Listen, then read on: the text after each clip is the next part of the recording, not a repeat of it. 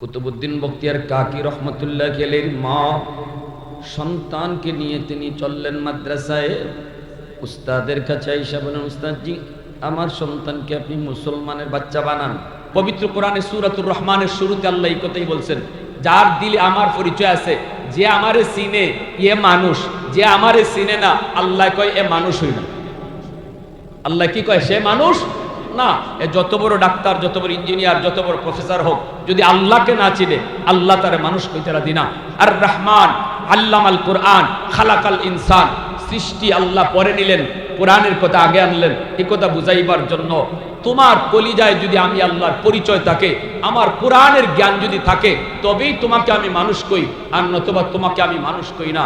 এজন্য মুরগির বাচ্চা জন্ম নিলে মুরগি হয়, মানুষের বাচ্চা জন্ম নিলেই মানুষ হয় না, মানুষ বানাইতে হয়। আর মানুষ বানানোর শিক্ষা হলো আল্লাহর পরিচয়ের শিক্ষা। ঠিক কিনা জোরে বলেন? আমার ভাইরা বন্ধুরা, কুতুবউদ্দিন বখতিয়ার কাকি রহমতুল্লাহ আলাইহি কে তিনি? কত বড় বুজুর্গ, কত বড় বুজুর্গ ছিলেন, যিনি মৌতের আগে ওসিয়ত করেছিলেন, আমার মৃত্যুর পর এমন একজন মানুষকে দিয়ে তোমরা জানাজা পড়াবা, যিনি কয়েকটা আমলের অধিকারী। এক নাম্বার হলো, জীবনে কোনোদিন তার মসজিদে জামাত তরক হয় নাই। দুই নাম্বার হলো, ওই মানুষটা জীবনে কোনোদিন আসরের সুন্নত নামাজ তরক করে নাই। তিন নাম্বার হলো, যে মানুষটা জীবনে কোনোদিন তাহাজ্জুদের নামাজ কাজা করে নাই। যে মানুষটা জীবনে কোনোদিন বেগানা নারীর দিকে নজর দেয় নাই। এমন একটা মানুষ পাইলে তাকে দিয়া জানাজা পড়াইও, যদি না পাও জানাজা সারা আমাকে দাফন দিও। আল্লাহু আকবার। এমন চারটা গুণ, জীবনে কোনোদিন মসজিদের জামাত তরক হয় নাই। যদি আমি এই মজলিসে একজন মানুষও তালাশ করি, কেউ দাঁড়ানোর সাহস নাই না। দুই নম্বর গুণটা ছিল, জীবনে আসরের 4 রাকাত সুন্নত নামাজ যার তরক হয় নাই। আসরের 4 রাকাত সুন্নত হইল সুন্নতে গায়রে মুআক্কাদা, সুন্নতে জায়েদা, পড়লে সওয়াব, না পড়লে গুনাহ নাই। কিন্তু হাদিসে অনেক অনেক সওয়াবের ঘোষণা। এজন্য এই সুন্নত নামাজটার অনেক দাম। আমরা তো পড়িই না, না পড়লে গুনাহ নাই যেহেতু, এজন্য পড়ি না। জোহরের 4 রাকাতটা পড়ি, কারণ এটা মুআক্কাদা, না পড়লে গুনাহ হবে। কিন্তু আসরের সুন্নত তো আমরা না পড়লে গুনাহ নাই যেহেতু পড়ি না। কিন্তু উনি শর্ত লাগাই গেছে, জোহরের সুন্নতের না, আসরের সুন্নত যেটা না পড়লে গুনাহ নাই, এই সুন্নতটাও জীবনে কোনোদিন সে ছাড়ে নাই। 3 নাম্বার হলো, জীবনে কোনোদিন তাহাজ্জুদের নামাজ তার মিস হয় নাই। ঐতিহ্যবাহী চৌহাট দারুল উলুম কওমি মাদ্রাসা এতিমখানা উদ্যোগে আয়োজিত আজকের মহতি জলসার সম্মানিত সদরি ইজলাস, সভাপতি, প্রধান অতিথি, উদ্বোধক, বিশেষ অতিথি, মঞ্চে আসীন জাতির বিবেক উলামায়ে কেরাম, অত্র এলাকার মুরব্বিয়ানে আযম, কলিজার টুকরা যুবক, পর্দার আড়ালে পর্দানিশীন সম্মানিত মা ও বোনেরা, মুআজ্জাজ হাজিরিন, সন্তান বাপ মার কাছে আল্লাহর পক্ষ থেকে বহুত বড় আমানত। আমানত বলা হয় যে জিনিস দখলে আমার, কিন্তু মালিক আমি না। সন্তান ও বাপ মার কাছে দখলে আছে, সন্তান বাপ মার দখলে, কিন্তু মালিক বাপ মা না, আল্লাহ। আওয়াজ হয় নাই, জোরে বলেন। আমার সন্তানের মালিক আমি না আল্লাহ, আল্লাহ। অতএব আল্লাহর পক্ষ থেকে সন্তান বাপ মার কাছে আমানত রাখা হয়েছে। আমানত রাখার বস্তু ব্যবহার করতে হয় কেমন করে? এর তরিকা হলো, আমানতের বস্তুর উপরে আমার আপনার কোনো নিজস্ব এখতিয়ার চলবেই না, নিজের মর্জি চলবে না। যিনি মালিক, যিনি আমানত রাখেন, তার মর্জি মতো ব্যয় করতে হয়। লক্ষ টাকা মালিক ম্যানেজারের কাছে আমানত রাখলো, ম্যানেজার এই 1,00,000 টাকার উপরে তার নিজের কোনো ইচ্ছা খাটাইতেই পারবে না। মালিক যেভাবে বলবে এভাবেই 1,00,000 টাকা খরচ করতে হবে, ঠিক না? তাহলে আমানতদারি রক্ষা হবে। আর যদি ম্যানেজার এই 1,00,000 টাকা থেকে 1টা টাকাও তার নিজের ইচ্ছায় ব্যয় করে, তাহলেই আমানতে খেয়ানত হবে। আমানতে কি হবে? জোরে বলেন। খেয়ানত। সন্তান ও বাপমার কাছে আল্লাহর রাখা আমানত। এজন্য আমার সন্তানের উপরে আমার কোনো ইচ্ছা চলবে না। সন্তান কিভাবে পড়ালেখা করবে, সন্তানকে কিভাবে বড় করব, সন্তানকে কি খাওয়াবো, সন্তানকে কি দেখাবো, সন্তানকে কি বুঝাবো, সন্তানকে কি শোনাবো, এই সব কিছুর ব্যাপারে যিনি আমানত রাখছেন আল্লাহ, তার মর্জি মতো এভাবেই চালাইতে হবে। যদি আমি আমার মর্জি চালাই, আল্লাহর মর্জির পরোয়া না করি, কিয়ামতের ময়দানে এই কলিজার টুকরা সন্তান মা বাবার বিরুদ্ধে আল্লাহর আদালতে মামলা দিবে। কিসের মামলা? কইব আল্লাহ, আমার মা আমার বাবা আমার ব্যাপারে খেয়ানত করছে, আমারে কি শিখাইবার কথা ছিল, আমাকে কি দেখানোর কথা ছিল, আমাকে কি বুঝানোর কথা ছিল, তা না বুঝাইয়া, আমারে তা না শিখাইয়া, আমাকে তা না শোনাইয়া এমন শিক্ষা শিখাইছে যার কারণে আজ আমি তোমাকে ভুলে গেছি। আল্লাহ, তোমাকে চিনি নাই, তোমার গোলামি করতে পারি নাই। এর জন্য আমার মা দায়ী, এর জন্য আমার বাবা দায়ী। আমার মাকে ডাকো, বাবাকে ডাকো। রব্বানা আতিহিম দিফাইনি মিনাল আযাব ওয়ালআনহুম লানান কাবীরা। আল্লাহ, আমাকে যেই পরিমাণ শাস্তি তুমি জাহান্নামে দিবা, আমার মাকে বাবাকে ডাবল শাস্তি দাও। সন্তানের মামলায় কিয়ামতের ময়দানে বহু মা বহু বাবা আল্লাহর আদালতে আসামি হয়ে দাঁড়ায় থাকবে। কলিজার টুকরা সন্তান, যেই সন্তানের জন্য আমি রক্ত পানি করলাম, যেই সন্তানের জন্য লক্ষ টাকা খরচ করলাম, যেই সন্তানের ভবিষ্যতের জন্য নিজের ভবিষ্যৎ বাদ দিয়ে দিলাম, এই সন্তানই যদি আমি আপনি তাকে লালন পালন করার ক্ষেত্রে আল্লাহর মর্জি মতো না পালি না চালাই, হাসরের মাঠে কলিজার টুকরা সন্তানের মামলায় আটকা পড়ব। দুশ্মনের মামলায় নয়, কলিজার টুকরা সন্তানের মামলায়। এটা কষ্টের না ভাই? দুশ্মনে যদি মামলা দিয়ে আমারে আটকায় আল্লাহর আদালতে, আমি একজনের ক্ষতি করছি এজন্য সে আমারে মামলা দিয়ে আটকাইছে, এটা মনে বুঝ দেওয়া যায়। কিন্তু আমার সন্তান যার জন্য আমি সব দিলাম, এই সন্তানের মামলায় যদি আল্লাহর দরবারে আটকা পড়ি, তাহলে এই দুঃখ রাখবেন কোথায় বলেন? আল্লাহর নবী বলেন, কুল্লু মাউলুদিন ইউলাদু আলাল ফিতরা فأبواه يهودانه أو ينصرانه أو يمجسانه। দীনের নবী, মায়ার নবী বলেন, উম্মতের দল, দুনিয়াতে তোমার সন্তান আগমন করে আল্লাহর ওলি হইয়া। সমস্ত সন্তান মার গর্ভ থেকে দুনিয়ায় যখন আসে, মঈনুদ্দিন চিশতির মতো, আব্দুল কাদের জিলানীর মতো এমন ওলি হইয়া নবীজি বলেন দুনিয়াতে আগমন করে।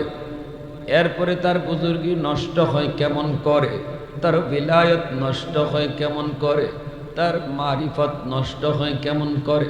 আল্লাহর নবী বলেন, উম্মতের দল তার মা বাবার ভুল সিদ্ধান্তের কারণে, বাপ মা এই কথা ভুলে যাওয়ার কারণে আল্লাহর পক্ষ থেকে সন্তান আমানত।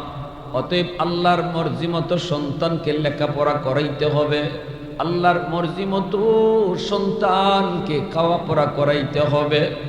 এই কথাটা বাপ মা ভুলে যাওয়ার কারণে নবীজি বলেন বহু সন্তান পথভ্রষ্ট হবে, বেনামাজি হবে, মদকুর হবে, গাঞ্জাকুর হবে, সন্তান ইহুদি হবে, নাসারা হবে, মুশরিক হবে। নবীজি বলেন এটা সন্তানের দোষে নয়, মা বাবার ভুল সিদ্ধান্তের কারণে। আমার সন্তান আগমন করলো আমার আল্লাহর জমিনে, ঘরের পরিবেশ, যেই পরিবেশে সে বড় হবে, এই পরিবেশটা আমি কেমন করে বানাইলাম, আমার ঘরের পরিবেশ কেমন, এই পরিবেশের আসর যায় সন্তানের উপরে পড়বে। যদি ঘরের পরিবেশটা আল্লাহর মর্জি মতো হইতো, ঘরে যদি টেলিভিশন না চলতো, ঘরে যদি গান বাজনা না চলতো, ঘরে যদি কোরআন তেলাওয়াতের আওয়াজ থাকতো, তাহলে আমার সন্তান আগমন করেছে যেমন আল্লাহর ওলি হইয়া, ঘরের পরিবেশেও সে আল্লাহর ওলি থাকতো। এরপরে যখন আমি তারে ভর্তি করব পড়ালেখায়, ওখানে যদি আমি তারে মাদ্রাসায় পড়াইতাম, আমি যদি আল্লাহর পরিচয় তার কলিজার ভিতরে দিতাম, সেখানেও সে আল্লাহর ওলি হয়ে থাকতো। এরপরে কবর পর্যন্ত সে আল্লাহর ওলি হইয়াই কবরেও যাইত। যখন সুবহানাল্লাহ। কিন্তু যুবক, আমার ভুলের কারণে, আমি বাবার ভুলের কারণে আমার সন্তানের মারিফত আজকে নষ্ট হলো, আমার সন্তানের বুজুর্গি আজকে নষ্ট হলো। কারণ সন্তান ঘরের পরিবেশ দেখতেছে, মায় গান শুনে, দেখতেছে মায় বেপরদায় চলে, দেখতেছে বাবায় টেলিভিশন দেখে, দেখতেছে মায় নামাজ পড়ে না, দেখতেছে ঘরের ভিতরে নামাজের পরিবেশ নাই, কোরআন তেলাওয়াতের আওয়াজ হয় না। যার কারণে আমার সন্তান আসছিল মঈনুদ্দিন চিশতির মতো অলি হইয়া, এই উলায়ত, এই বুজুর্গিয়ার মারিফত নষ্ট করলাম আমি মা, আমি বাবা। কানে তার আওয়াজ যাওয়ার কথা কোরআন তেলাওয়াতের, কিন্তু না, আমি তার কানে আওয়াজ পৌঁছাইলাম গানের আওয়াজ, ঠিক কিনা? কান হলো তার অডিও রেকর্ডার, চোখ হলো সন্তানের ভিডিও রেকর্ডার। যদিও অবুঝ শিশু, দুধের বাচ্চা, আমি মনে করি বুঝে না, বুঝে না, কিন্তু নবীর হাদিস বলে দুধের বাচ্চাও সবকিছু বুঝে। আল্লাহ তারে চোখ দিয়েছেন ভিডিও রেকর্ডার বানায়া, কান দিয়েছেন আল্লাহ তারে অডিও রেকর্ডার বানায়া। আমার দুধের বাচ্চা চোখের সে যা দেখবে, এই দৃশ্যটা সে মরণ পর্যন্ত রেকর্ড করে রাখবে। কানের মধ্যে আমার দুধের বাচ্চা যা শুনবে, কানের মধ্যেও সেই আওয়াজটা সে রেকর্ড করে রাখে। যেদিন সাপ্লাই দেয়, এতদিন যা রেকর্ড হয়েছে তাই সাপ্লাই দেয়, এতদিন যা রেকর্ড হয়েছে তাই সাপ্লাই দেয়। বাবা যদি মাকে বকাবকি করে, এই বকার আওয়াজটাও সন্তানের কানে রেকর্ড হয়ে থাকে। যেদিন বড় হয়, এদিন সন্তান অটো গালি শিখে যায়, ঠিক না? জোরে বলেন। এজন্য আল্লাহ নবী বলছেন, স্বামী স্ত্রীর বৈধ সম্পর্ক যেটা গোপন সম্পর্ক, এটাও অবুঝ বাচ্চার সামনে কইরো না, রসুল নিষেধ করছেন। প্রশ্ন করবেন, হুজুর দুধের বাচ্চা কি বা বুঝে? আল্লাহ রসুল নিষেধ করছেন, রসুল না বুঝে নিষেধ করেন নাই। আমার আপনার চেয়ে রসুলের বুঝ বেশি, কারণ আমার রসুল যা বলেন তা নিজের থেকে বলেন না, কার ইশারায়। জোরে বলেন। এই বাচ্চাটা শিশুকালে যা দেখব, কথা কইতে পারে না, কিন্তু চোখে যা দেখতেছে, এই দৃশ্যটা তার চোখের ভিতরে রেকর্ড করে রাখতেছে, মেমোরিতে রেকর্ড হয়ে থাকতেছে। আর যেদিন সে সাপ্লাই দিবে, এতদিন যা রেকর্ড করবে ওটাই সাপ্লাই দিবে। টেপের মধ্যে যদি আপনি গান রেকর্ড করেন, টেপ বাজাইলে গানই বাজবে। টেপে যদি আপনি কোরআন তেলাওয়াত রেকর্ড করেন, টেপ বাজাইলে তেলাওয়াতই বাজবে, ঠিক না? এখন আমি মা, এখন আমি বাবা সিদ্ধান্ত নিব, আমার সন্তানের কানে আমি কি রেকর্ড করব? গান বাজনা রেকর্ড করব নাকি কোরআন তেলাওয়াত রেকর্ড করব? সিদ্ধান্ত নিবে মা, সিদ্ধান্ত নিবেন বাবা। এই সিদ্ধান্তে যদি বাপ মা সঠিক হয়, এই সিদ্ধান্তে যদি বাপ মা সঠিক হন, তাহলে সন্তানের ভবিষ্যৎ আলোকিত। সন্তান ওলি যেমন হইছে, ওলি হয়ে যেমন আসছে, মারিফত লইয়া যেমন আইছে, মারিফত লইয়াও দুনিয়াতে বাঁচবে, মারিফত লইয়াও সে কবরে যাবে। আর যদি মা বাবা ভুল সিদ্ধান্ত এই ব্যাপারে নাও, তাহলে সন্তান আসছিল অলি হইয়া, জাহান্নামী বানাইলাম আমি মা বাবা, তাহলে তো সন্তান আল্লাহর কাছে মার বিরুদ্ধে মামলা দিবি। এ আমার ভাই যুবক, বাবার চেয়ে মায়ের আসর সন্তানের উপরে বেশি পড়ে। অনেক মায়েরা এখানে আসছেন, আমি কিছু কথা বলি, একটু মন দিয়ে শুনেন। বাবার চেয়ে সন্তানের উপরে মায়ের আসর বেশি পড়ে। এজন্য কিয়ামতের ময়দানে সন্তানের ব্যাপারে আল্লাহ পাক বাবাকে যদি একটা প্রশ্ন করে, মাকে দুইটা করবে। কারণ সন্তান মার কাছে ছিল বেশি, পেটে ছিল 10 মাস 10 দিন, এটাও মায়ের পেটে, ঠিক না? পেটে সন্তান থাকা অবস্থায়ও মা যা করে এই সন্তানের উপরে মার কাজটা গিয়ে আসর পড়ে। পেটে সন্তান নিয়ে যদি মা বেশি বেশি মিষ্টি খায়, সন্তান বড় হওয়ার পরে মিষ্টি প্রিয় হয়। পেটে সন্তান নিয়ে যদি মা বেশি বেশি টক খায়, সন্তান বড় হওয়ার পরে টক প্রিয় হয়। পেটে সন্তান নিয়ে যদি মা বেশি বেশি ঘুমায়, সন্তান বড় হওয়ার পরে অলস হয়। পেটে সন্তান নিয়ে মা যদি টুকটাক কামকাজ করে, এই সন্তান বড় হওয়ার পরে কর্মঠ হয়। পেটে সন্তান নিয়ে যদি মা বেশি বেশি গান শোনে, সন্তান বড় হওয়ার পরে গায়ক হয়। পেটে সন্তান নিয়ে যদি মা বেশি বেশি করে কোরআন তেলাওয়াত করেন, এই সন্তান অল্প দিনে হাফেজে কোরআন হয়। পেটে সন্তান নিয়ে যদি মা বেপরদায় চলে, সন্তান ব্রেন ঢিলা হয়। আর পেটে সন্তান নিয়ে যদি মা পর্দায় থাকে, এই সন্তান বড় হওয়ার পরে মেধাবী হয়।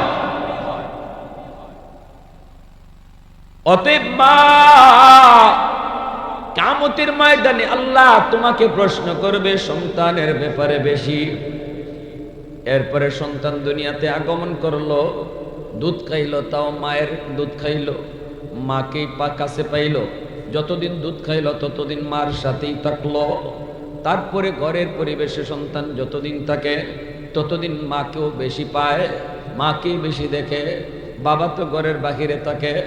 অতএব যেই শিশুকালটা সন্তানের জীবনের ফাউন্ডেশন, যেই শিশুকালটা সন্তানের জীবনের ফাউন্ডেশন, এই ফাউন্ডেশনের বয়সটা সন্তান বাবার চেয়ে মাকে বেশি পায়, বেশি দেখে। সন্তানের দিল দামাকে, আমি তো ভিজে যেতেছি, কি ব্যাপার?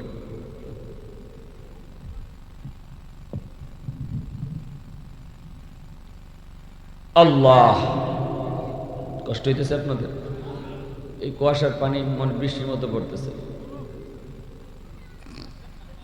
তাও আজ শুনবে নাকি? আলহামদুলিল্লাহ। এটা জুসের সাথে আইছে, কন এটা জুসের সাথে আইছে।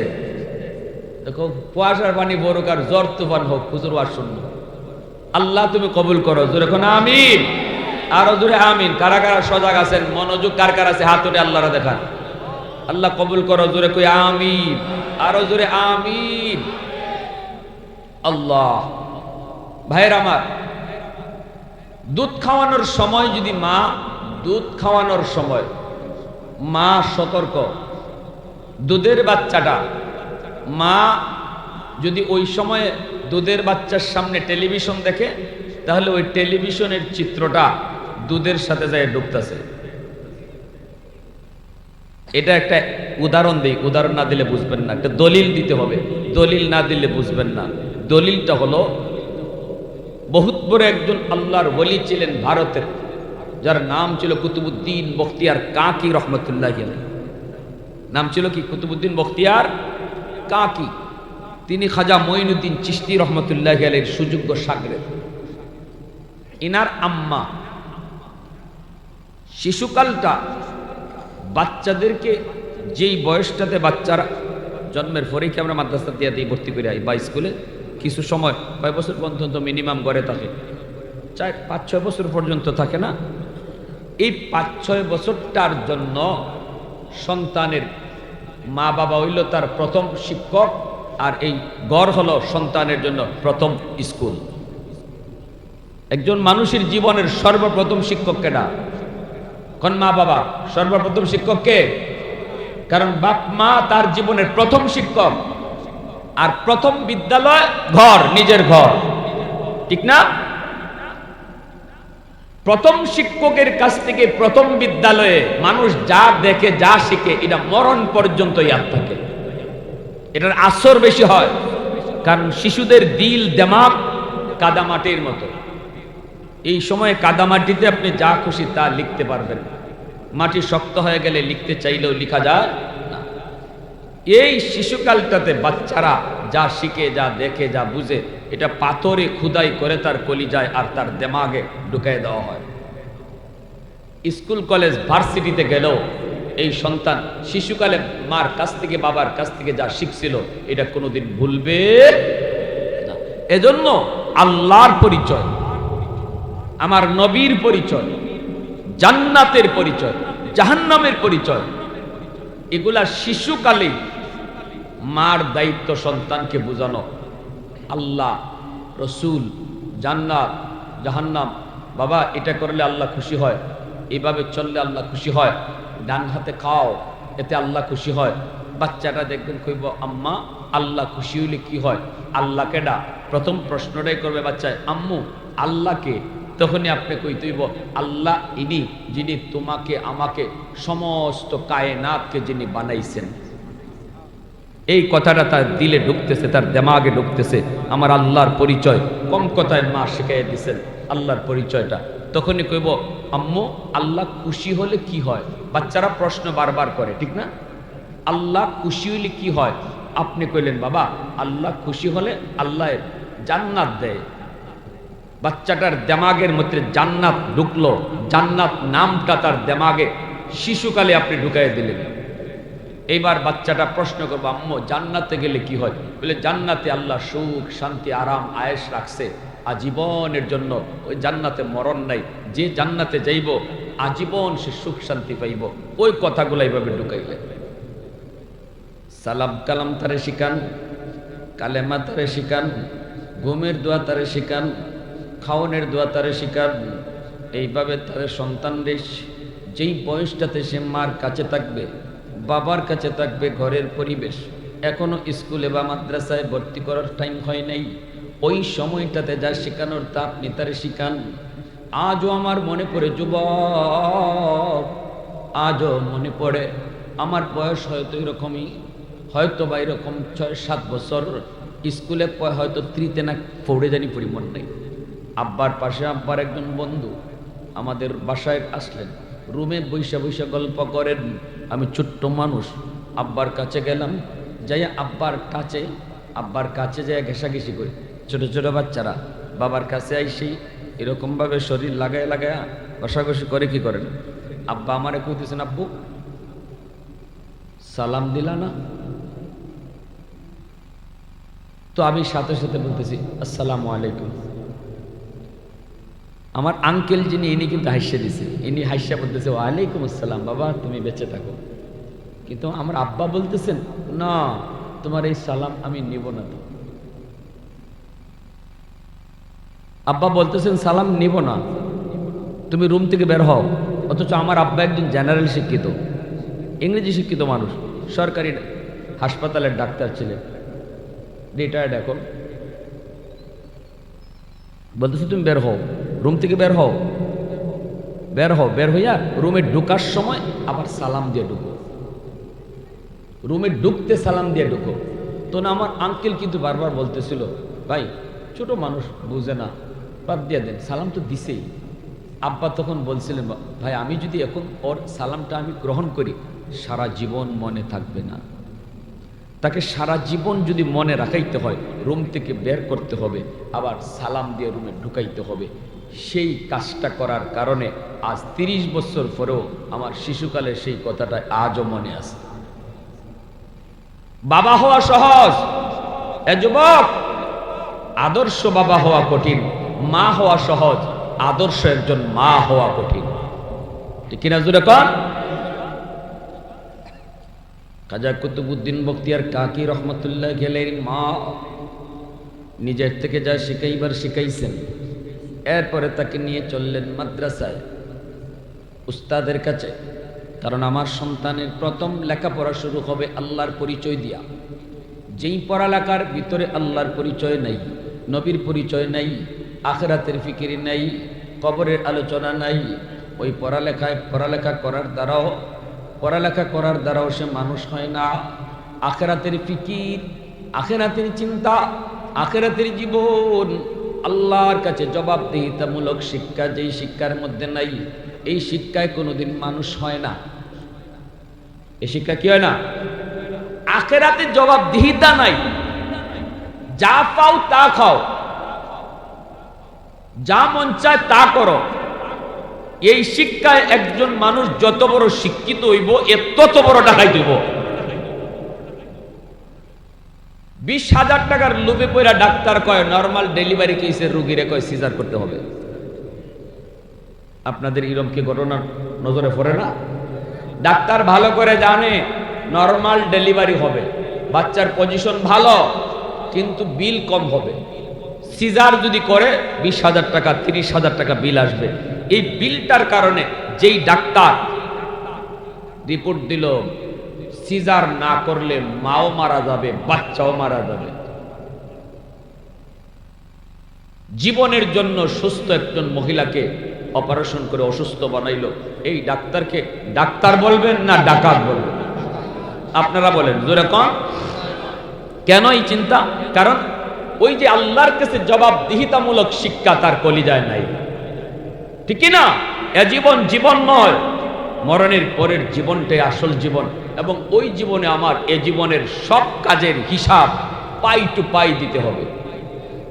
এই শিক্ষাটা আপনার সন্তানের কলিজায় শিশুকালে ঢুকাইয়া দেন, এরপরে ডাক্তার বানান, আপত্তি নেই আমাদের।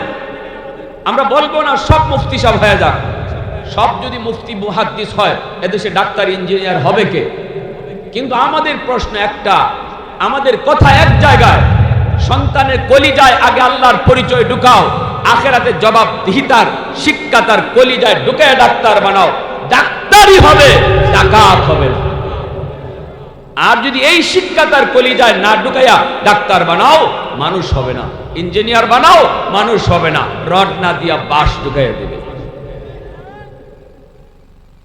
কষ্ট পাইতেছেন আপনারা?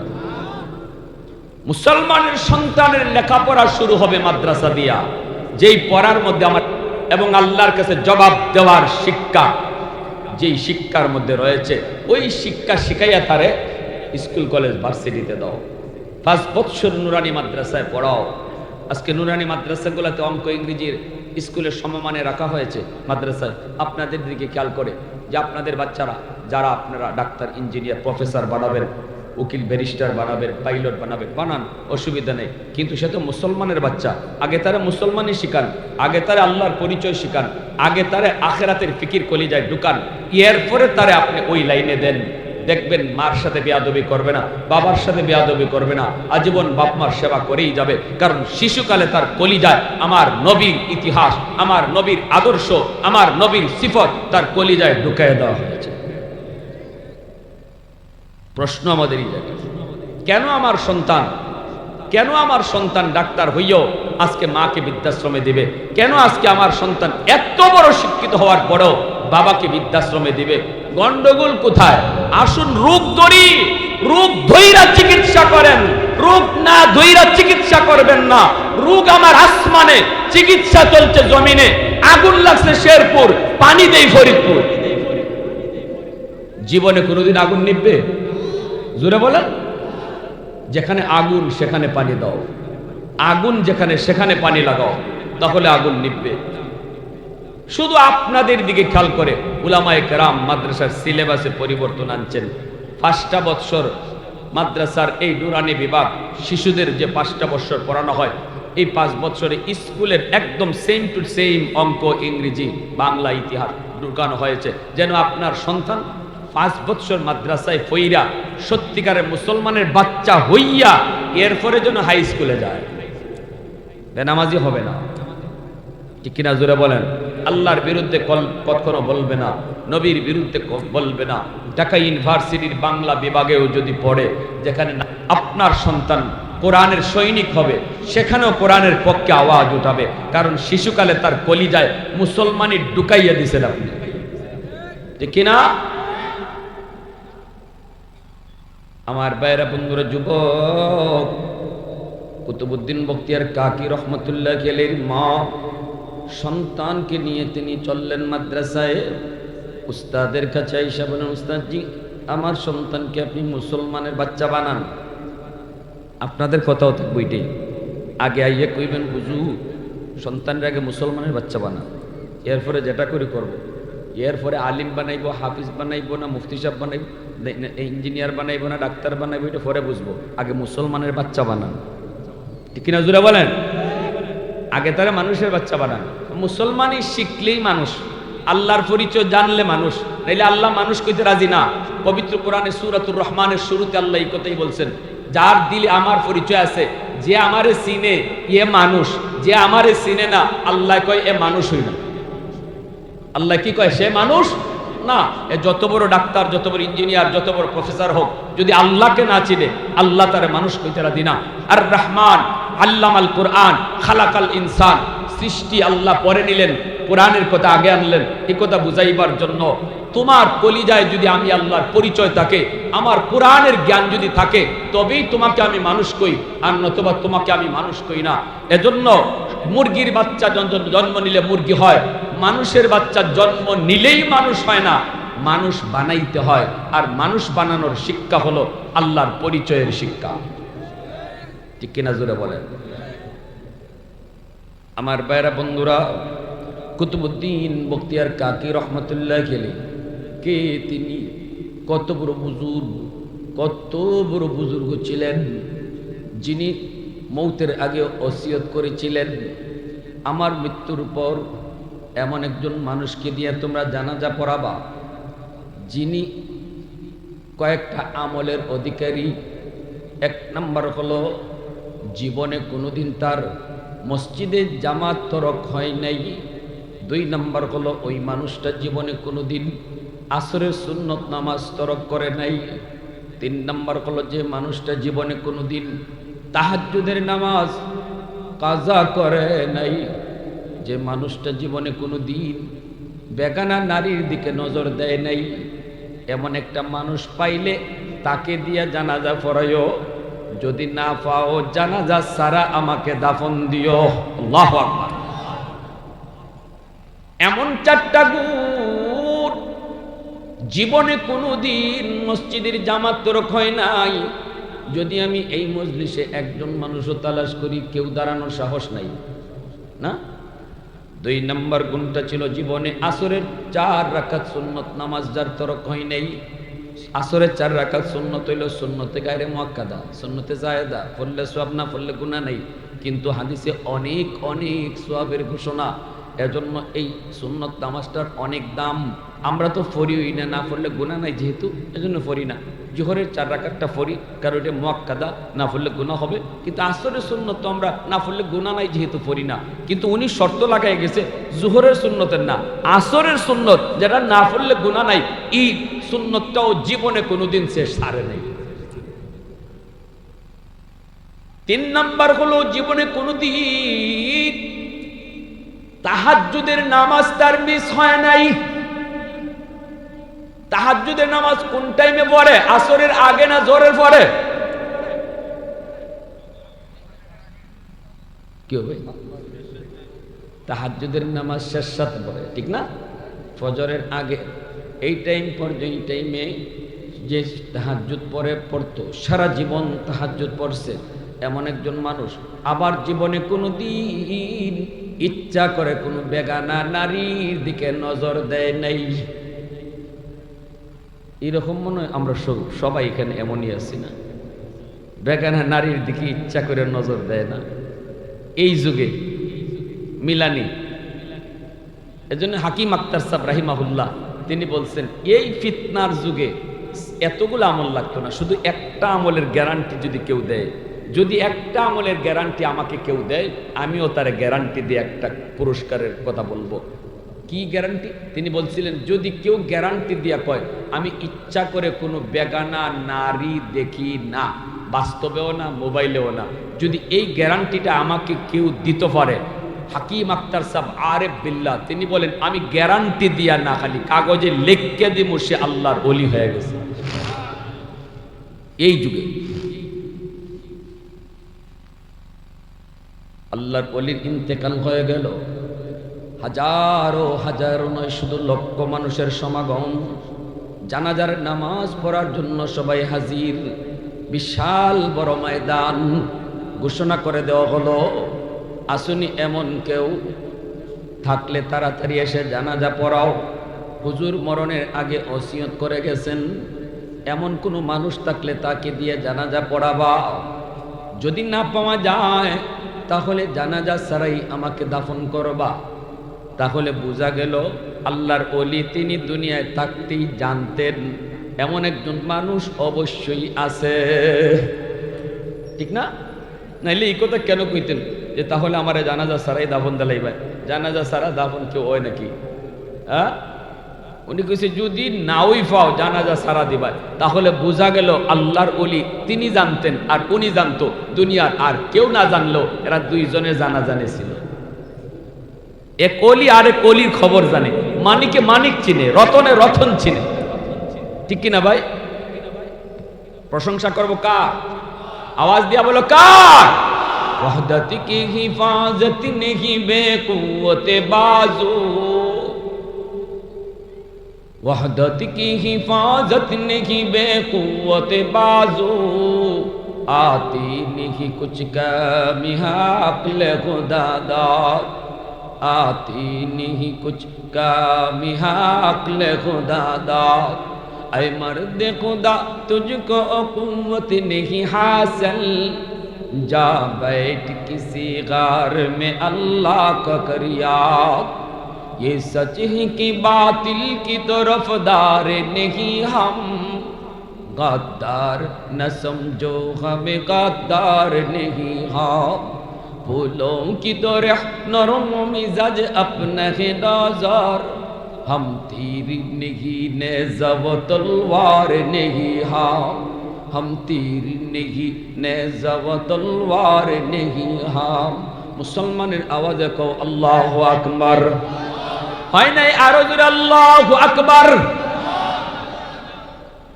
এলান করে দেওয়া হলো, লক্ষ মানুষের ভিতরে কারো সাহস নাই, কেউ দাঁড়াইবার সাহস নাই। এমন চারটা আমল কার জীবনে আছে? কেউ তো দাঁড়ায় না। বারবার মাইকিং করা হয়, এলান করা হয়, তাড়াতাড়ি করে আপনি আসেন। কে আপনি? কোথায় বসে আছেন?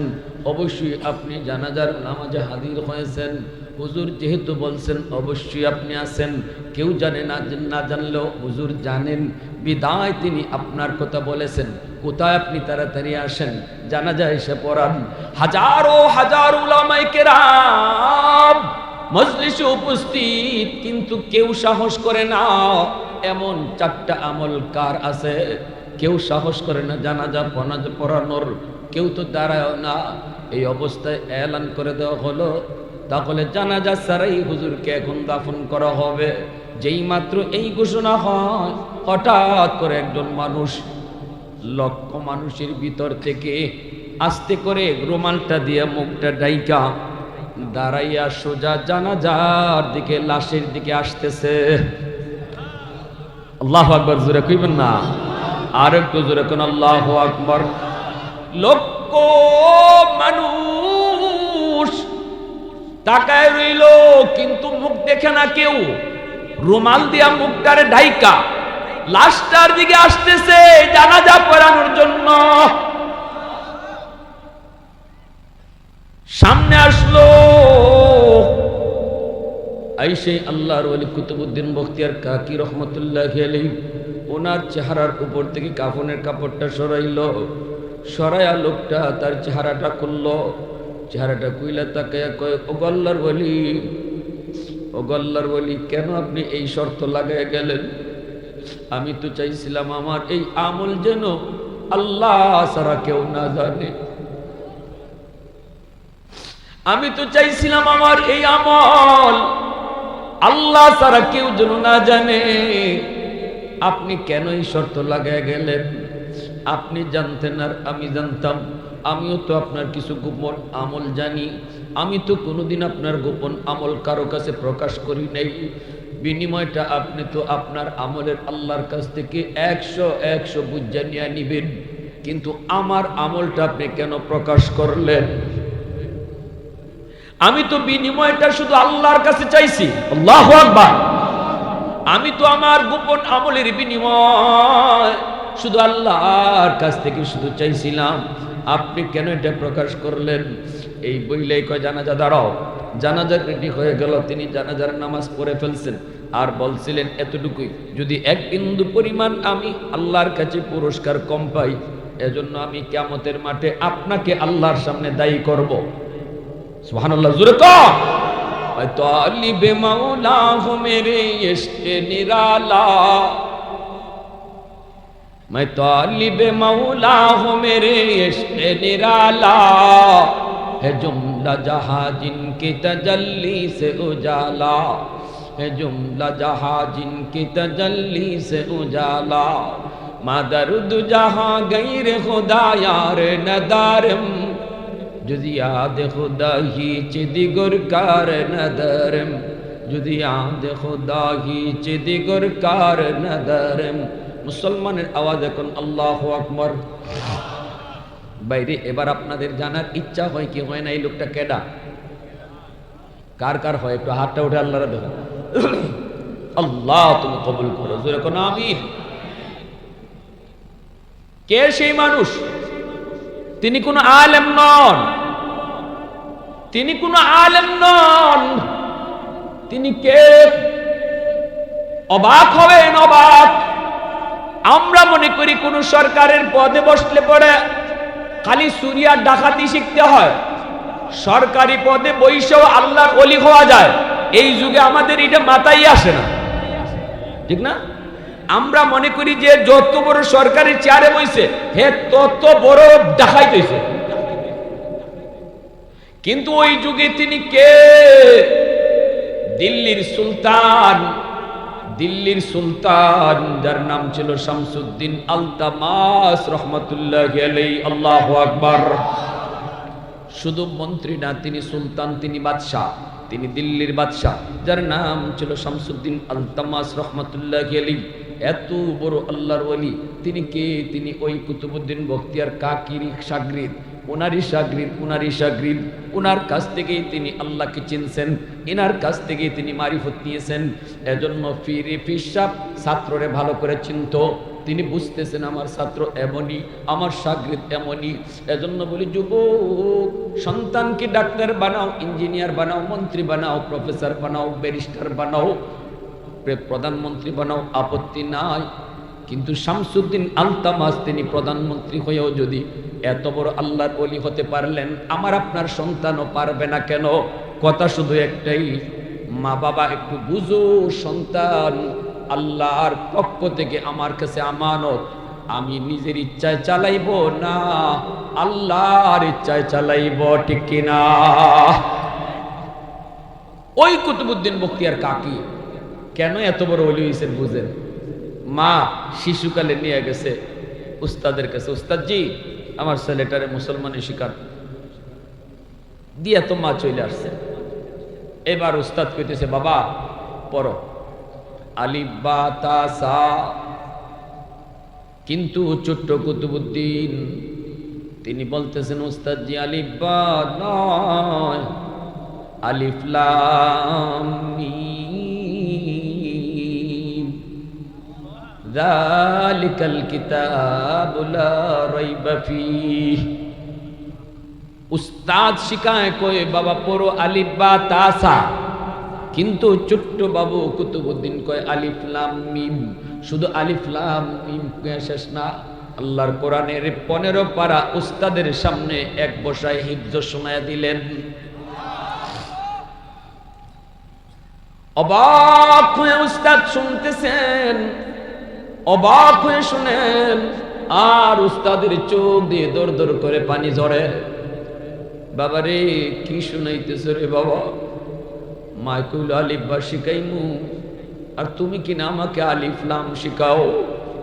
বাবা পর, আরো পর, আল্লাহু আকবার। বাবা পর, আরো পর, আরো শোনাও। এইভাবে 15 পারা হিফজ শোনায় দিছেন। উস্তাদ অবাক হয়ে বলতেছে বাবা চল, কুলে নিছেন, বুকে নিছেন, কপালে চুমু খায় কয় আম্মুর কাছে চলো।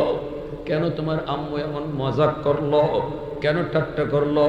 তুমি 15 পারার হাফিজ, অথচ তোমার মা আমাকে বলল আলিফ বা তাসা শিখামু, চলো মায়ের কাছে চলো। পর্দার আড়াল থেকে ডাক দিয়ে কয় মা কেন তুমি মজাক করলা, ঠাট্টা করলা কেন? মা কই উস্তাদজি কি হয়েছে? কয় তুমি বলেছ উস্তাদে কয় আলিফ বা তাসা শিখামু, কিন্তু না তোমার ছেলে তো আলিফ বা পড়ে নাই, সে তো আলিফ লাম মিম কইয়া কোরআনের 15 পারা শোনাইছে। মা চিৎকার দিয়ে আল্লাহু আকবার কইয়া জমিনে সাজদায় পড়ে গেছে। মা আল্লাহু আকবার কইয়া জমিনে সাজদায় পড়ে কান্না করে আর কই উস্তাদজি খোদার কসম, খোদার কসম আমি মা নিজেও জানি না, আমি মা নিজেও জানি না আমার কুতুবউদ্দিন কেমন করে 15 পারার হাফিজ হয়েছে। তবে যদ্দূর মনে পড়ে আমি মা ছিলাম 15 পারার হাফেজা। আমি আমার কুতুবউদ্দিনকে যখনই দুধ খাওয়াইতাম কখনো অজু ছাড়া আমি দুধ পান করাই নেই। আমি মা মনে পড়ে যখনই দুধ পান করাইতাম তখনই কোরআন তেলাওয়াত করতাম, মনে হয় দুধের সাথে তিলাওয়াত ঢুকছে। আল্লাহু আকবার, জোরে কোন আল্লাহু আকবার। ও আমার মা, দিলটা নরম করে কথাগুলি বুঝো, একটু বুঝো গো মা। দুধের সাথে মায় তিলাওয়াত করলে যদি তিলাওয়াত দুধের সাথে যায় ঢুকে, মা যদি সন্তানকে দুধ পান করানোর সময় টেলিভিশন দেখে গান শুনে, তাহলে গানের আওয়াজটাও দুধের সাথে ঢুকতে পারে কি পারে না? এজন্যই নবী বলেছেন মা বাবা সতর্ক হও, সন্তানকে নিজের মর্জি মতো চালাও না, মর্জি মতো শিখাও না, তারে তুমি আল্লাহর মর্জি মতো চালাও। হারাম খানা কখনো খাওয়াইয়া বড় কইরো না। সন্তানকে তুমি আদর কইরা সন্তান যা চায় তা দিলা, কিন্তু হারাম পন্থায় লাভ নাই। এই সন্তান কিয়ামতের ময়দানে বাবার বিরুদ্ধে মামলা দিয়া কইব আল্লাহ আমার বাবা হারাম খাওয়ানোর কারণে আমি আজকে বেনামাজি হইছি, আমি আজকে মদখোর হইছি, গাঞ্জাখোর হইছি, আমার বুজুর্গি নষ্ট হয়েছে, আমার মারিফত নষ্ট হয়েছে। বাবা সুদের টাকা ঘরের ভিতরে ঢুকাইছে, সুদের টাকা দিয়ে আমি সন্তানকে বড় করছে, যার কারণে আজকে তোমাকে আমি ভুলে গেছি। আল্লাহ আমার বাপরে আটকাও, আমার বাবারে আটকাও, বাবারে ডাবল শাস্তি দাও। যেই সন্তানের মায়ায় পড়ে তুমি হারাম ঘরে ঢুকাইছো, এই সন্তানই কিন্তু আল্লাহর আদালতে তোমাকে আটকায় দিবে।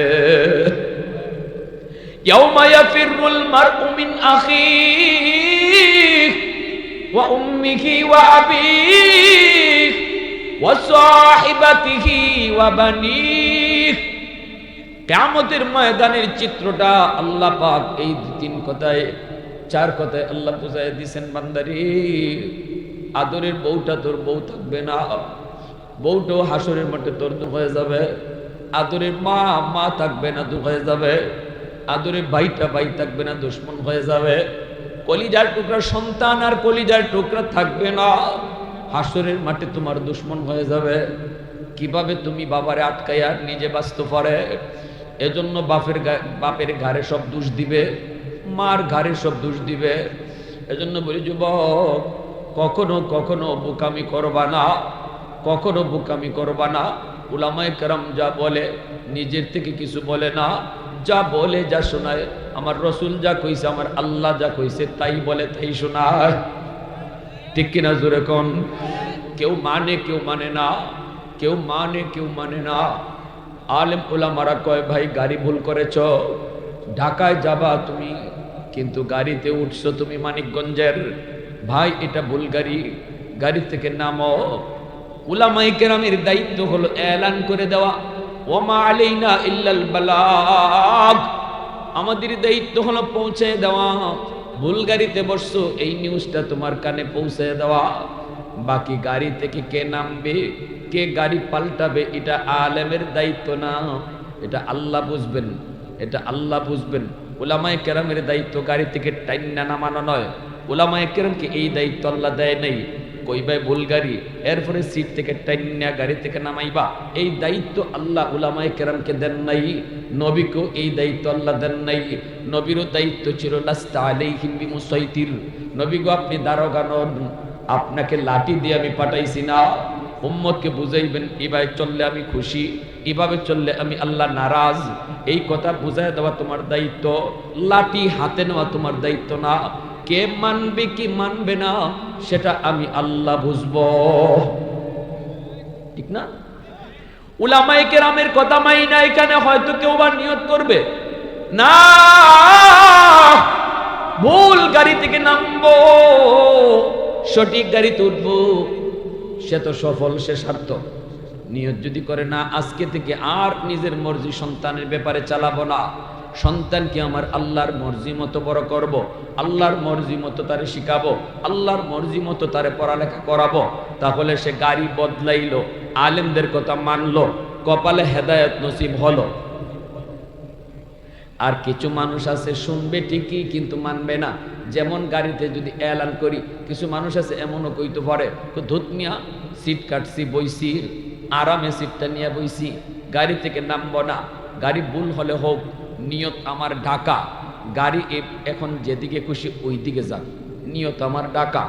নিয়ত যদি খালি ঢাকায় রাখে গাড়ি, এই গাড়ি কোনোদিন ঢাকায় যাইব? কোনোদিন। আমরা এখানে যারা বসছি সবার নিয়ত জান্নাতে যাওয়ার, ঠিক না? কিন্তু অবশ্যই আমরা নিয়ত জান্নাতের, কিন্তু অনেকেই গাড়ি উঠতে বয়ে রয়েছি জাহান্নামের, অনেকেই আমরা জাহান্নামের গাড়ির প্যাসেঞ্জার। এখন আমরা যারা দূর থেকে আসে আলেম ওলামা, আইয়া এতক্ষণ 1 ঘন্টা বুঝাই খালি কইছি ভাই গাড়ি বদলাও, নিয়ত তোমার জান্নাত, গাড়িতে বসছো জাহান্নামের, গাড়ি বদলাও। মাহফিল থেকে কিছু মানুষ যাবে নিয়তটা পুরাপুরি গাড়ি বদলাইয়া, আর কিছু মানুষ মনে করবে এখান দিয়ে ওয়াজ শুনছে, এখান দিয়ে বের করছে, সব কথা কি আর মান্য ফারা যাইব? তার মানে হে বইছে যে বইছেই নিয়ত তার জান্নাত হইল, জাহান্নামের গাড়ি বদলাইতো না, ঠিক না?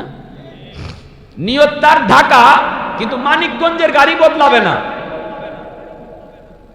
কপাল খারাপ, ঠিক কিনা জোরে বলে আল্লাহ। আর যদি কিছু মানসিকতা কয় হুজুর বুঝলাম তো হুজুর, আলহামদুলিল্লাহ আপনি যে কথা কইছেন, সন্তানের লেখাপড়া শুরু হইব মাদ্রাসা দিয়া, সন্তানের লেখাপড়া শুরু হইব আল্লাহর পরিচয় দিয়া, যে পড়ায় আল্লাহর পরিচয় আছে এটাই পড়া। এর জন্যই তো আমার রসুল জিব্রাইল যখন কইছিল নবী গো আপনি পড়েন ইকরা, নবী কয় কের পড়া? জানি না আমি পড়া। জিব্রাইল কয় পড়েন, নবী কয় না পড়বো না, পড়া জানি না। জিব্রাইল কয় নবী গো পড়েন, নবী কয় কের পড়া? কিন্তু জিব্রাইল যখনই কয় ইকরা বিসমি রাব্বিকাল্লাযী খালাক, পড়েন আপনার রবের নামে, তখনই আমার রসুল হাস্য কয় হ্যাঁ এবার পড়তে পারি, কারণ আমার রবের নামে যেই পড়া এটাই পড়ালেখা। আল্লাহু আকবার। জিব্রাইল যখন খালি প্রথমে বলতে বলছেন ইকরা, পড়েন পড়েন পড়েন, রসুল তো পড়েন না। আমার আল্লাহর নাম ছাড়া আবার কের পড়া?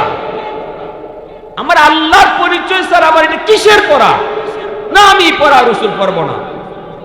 3 বারের পরে যখন জিব্রাইল কইছে আল্লাহর নামে পড়েন, তখন রসুল পড়া শুরু করছে। প্যারে হাজিরিন, হাত জোর করে বলবো, অনুরোধ করে বলবো, রোগ আমাদের যে জায়গায় এখানে ওষুধ দেন।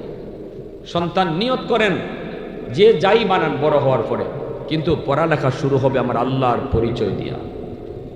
5 বছর নুরানি মাদ্রাসায় পড়াইবেন, স্কুলে 5 বছর পড়াইবেন, প্রাইমারিতে কি শিখবো? আগডুম বাগডুম গোরাডুম সাজে, ডাক ডুল বাজে। তো বাজলে কি হইছে? কি হইছে এটা কিটা? ডাক ডুল বাজলো তো হে কি শিখলো? ব্যাঙ্গের ফাল, সাইকেল দৌড়ানি, কি শিখলো? কিন্তু এই 5টা বছর আমি নষ্ট করলাম সন্তানের, তাও কোন বছর? তার জীবনের ফাউন্ডেশন। আরে ফাউন্ডেশন যদি মজবুত হয়, বিল্ডিংও মজবুত হয়। শিশুকালটা হলো ফাউন্ডেশন জীবনের। এই 5টা বছর যদি মাদ্রাসায় পড়ান, তার জীবনের ফাউন্ডেশন মজবুত হলো ইসলামের উপরে, কোরআনের উপরে, ইসলাম আল্লাহর পরিচয়ের উপরে মজবুতির সাথে ফাউন্ডেশন করে উঠলো। আর যদি নিয়ত করেন হুজুর, না হুজুর আপনার মতো একজন আলিম হইতো, আমরা হাফিজ সাহেবের মতো একজন হাফিজ হইতো, আজকে যে কয়টা ছেলে হাফিজ পাগড়ি নিছে হুজুর দেখকে আমার কলিজায় লাগছে, আজকে যেই বাচ্চাগুলা ফাগরি নিছে এই বাচ্চাগুলার মা বাবার কলিজায় এই সময়টাতে কি পরিমাণ আনন্দ লাগছে, এই বাপমার কলিজায় কি সুখ বইতেছে, পৃথিবীতে অন্য কোনো বাপমা সেটা বুঝবে না। ঠিক কিনা জোরে বলেন? আপনাদেরও মনের ভিতরে ইচ্ছা, হাইরে আজকে যদি আমার ছেলেটা এরকম পাগড়ি পড়তো, আর যদি এরকম হুজুরা বলতো অমুকের ছেলে আজকে 30 পারা কোরআন সিনায় নিছে, তার ছেলেকে পাগড়ি দিতেছি। মনের ভিতরে এই ইচ্ছাটা সকলেরই জাগে। দুনিয়ার ধন্য ওই বাবা, ধন্য ওই মা, যেই বাবার সন্তানের মাথায় 30 পারা কোরআন মুখস্থর পরে মাথায় পাগড়ি পরানো হয়। কারণ কিয়ামতের ময়দানে আল্লাহ কইব, কই তোমরা মা বাবা? নবীর বাপ মা এসে কইব, আল্লাহ আমি অমুক নবীর আম্মা, অমুক নবীর আব্বা। আল্লাহ বলবেন, আমি কোন নবীর বাপ মারে খুঁজি না। সাথে সাথে একজন হাফেজের বাবা, হাফেজে কোরআনের মা, একজন আলেমের বাবা, আলেমের মা আইসা কইব, আল্লাহ আমি অমুক হাফেজে কোরআনের মা, অমুক আলেমের বাবা।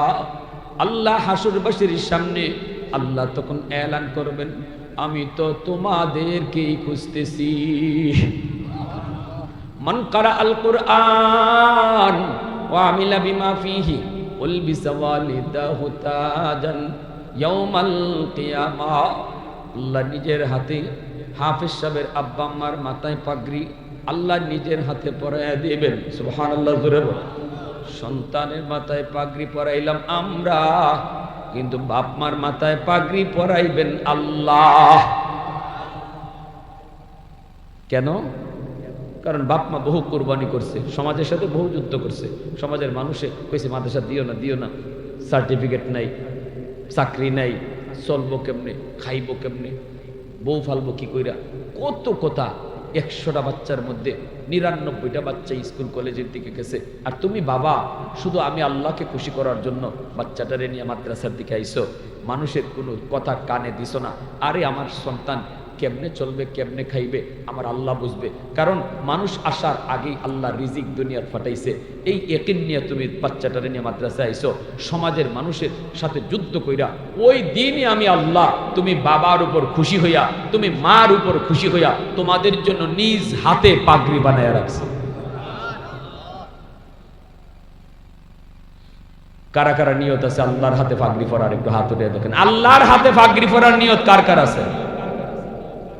মাশাআল্লাহ, আল্লাহ তুমি কবুল করো। সবাই বলেন আমিন, আরো জোরে বলেন আমিন।